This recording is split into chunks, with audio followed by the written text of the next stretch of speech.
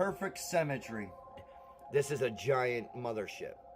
Hi, Desert Rider. So, a lot of people are very confused with what Desert Rider is looking at on the screen, so I thought I'd make a video about it. You can go right now to a website called livemeteors.com. This is where Desert Rider is getting his information from. This is it right now, live streaming on YouTube. When you go to that website, it will link to the YouTube. It will also explain what you're looking at, which basically, when something shows up, like what we're seeing in the Mothership videos, that is a signal, a radio transmission or TV transmission, but it's a signal, so it's not an object. And what you're seeing is the reflection of that signal bouncing off something.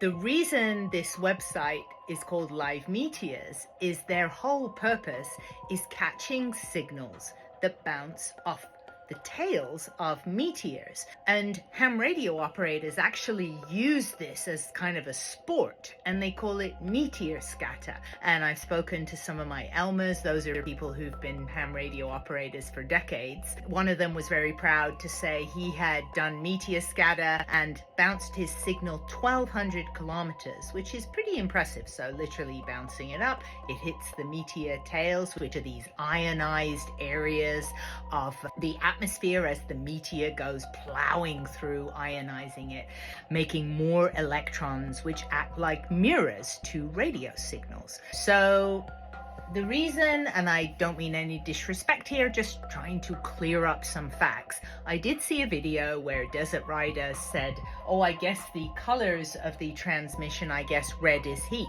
Well, red is not heat. What you're seeing on a radio spectrum is the intensity and the strength of a signal. So red is a strong signal. If I see it on my radios, there's a chance I might be damaging my radio. Now, if you want a conspiracy angle, which I'm surprised Desert Rider hasn't caught onto yet, the way to go about this whole thing wouldn't be saying these are objects, because what we've seen so far are NTSC signals coming from, apparently it's believed to be Timmins, Ontario, an old TV broadcasting tower that is carrying an NTSC signal. That's before it went digital, and there are still some of these around the world. In the recent video by Desert Rider, we're seeing more of these flat lines.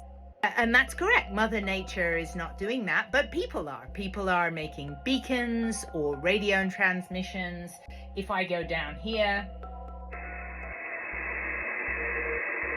you can faintly hear that Morse code. Regular interval pulses, that is a deliberate human-made transmission, much like the buzzer, also ripe for conspiracy. The Russian tower that broadcasts at 4.625 megahertz, I believe, and has been going for decades since the Cold War. Nobody really knows why, so that's mysterious. If I wanted to make a conspiracy video to get loads of views, what I would say is, what is this signal bouncing off? Because it must be a solid object. Well, the two things it can be is the tails of meteors if it just lasts for a few minutes, but if it lasts for hours, it's more than likely another natural anomaly called sporadic E, which is where a certain area of the ionosphere gets extra ionized, and when we say ionized, we mean there's more free electrons roaming around that act like mirrors to signals, so our radio signals show up. No mothership unless that's what the signal is bouncing off.